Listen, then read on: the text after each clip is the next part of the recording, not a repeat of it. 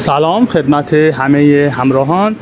امروز با دو آموزش در یک پست در خدمت شما هست. آموزش اول اکسپلود یا باز کردن خطوط چندزلی.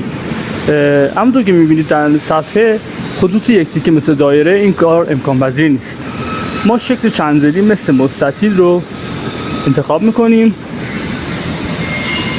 سپس دستور اکسپلود رو کلیک میکنیم. بعد از انتخاب دستور همونطور که میبینید زلها از هم جدا میشه. حالا در ادامه میتونید زلهای دلخواه رو حذف کنید یا اونو تبدیل به یک لچکی بکنید. توسط دستور لاین دو زل رو به هم وصل میکنیم و یک شکل جدید طراحی میکنیم.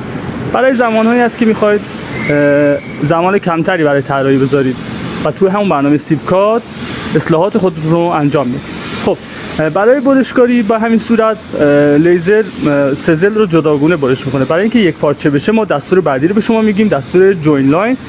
بعد از انتخاب دستور و کلید اوکی همونطور که میبینید شکل ما یک تکه میشه و زمان برشکاری به صورت یک پارچه برشکاری رو انجام میده.